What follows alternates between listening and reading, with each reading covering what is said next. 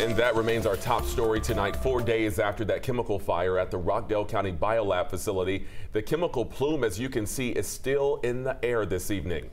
Again, thanks so much for joining us. I'm Jonathan Martin, in tonight for Jennifer Bellamy. And I'm Faith Jesse, and tonight we are working to get you answers and updates on the next steps to contain that plume. We're also working to learn when officials will hold their next news conference. 11 Alive's Molly Oak is continuing to stay on top of this story for us, joining us live in Rockdale County tonight. So, Molly, the community is growing very frustrated with the county, saying that there is just simply not enough communication. Yeah, lately most of the messaging has been coming from the county's Facebook page. The last time we heard from Rockdale County officials in person was at a news conference on Tuesday morning. Since then, we have continually asked for interviews, but they haven't been granted. You come here at night, it's like a concert when I was in high school with all the fog everywhere. You can't even see here at night. People in a haze. We're getting no answers, what's going on, what to do. You know, we get the things, shelter in place. Well, what's that? You know, I mean, if it's safe, then why do we have to shelter in place? So it just, we don't know, and we're just very frustrated, and we're getting zero answers. Confused on what to do and how to keep their employees safe. It's been very, very frustrating for us and for our workers, people.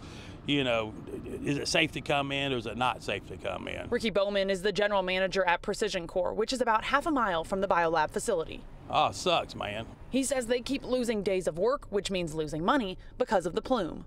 A lot. We're behind. I mean, we're like I said, because we're not running 2 full shifts right now, because first off, people not coming in, and like I said, last night our whole plant got smoked out. We had to let everybody leave early last night. Now he wants clear skies and clear answers from the county. So somebody knows something somewhere, and we're not getting any communication. Nobody reached out to us. We call multi times, and we pay a lot of money for our taxes. Somebody ought to tell us something going on, and for the safety of our employees. Now I want you to take a look at your screen. He talked about communication. This is the latest communication we've gotten from Biolab. A representative of Biolab told us last night that it has continued to make progress mitigating this situation, saying it, quote, deeply regrets the impact on the community, and adding that executive leadership is on the ground and engaging with local representatives on how they can best provide support. Now, in that Tuesday news conference, Rockdale County officials said there was no timeline on when this would be over. Reporting live in Rockdale County, Molly Oak, 11 Alive News. All right, Molly, thank you so much. Well, the fall break ends Monday for Rockdale County schools, and tonight the district is revealing plans for those students. So this is what we know. The district will have virtual learning Monday through Wednesday of next week. They say this is out of precaution since it's difficult to try to figure out where this plume will travel. School buildings will be closed, and any of activities will be rescheduled. 11 Alive's Karis Belger now joins us. Karis, just a few hours ago, lawmakers and community activists we know held a news conference at the Capitol calling for a permanent closure of the Biolab facility. And so tell us what you've learned. What's happening out there?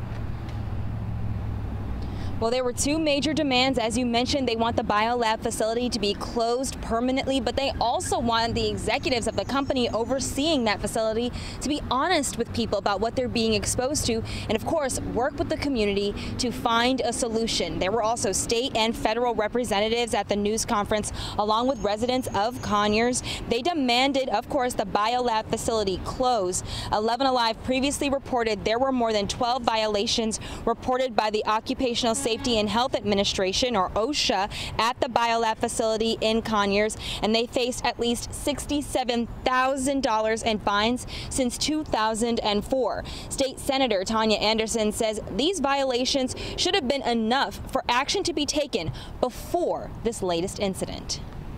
It is not okay. It is not okay.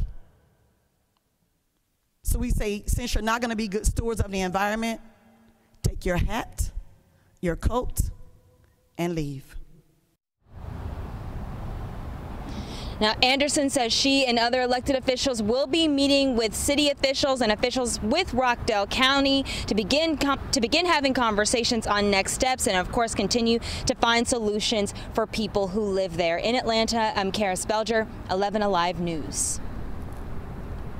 All right, Karis, thank you so much. Well, tonight there are now at least 10 class action lawsuits in the aftermath of the biolab fire. So we first told you about the initial lawsuit on Tuesday. Since then, more have been announced.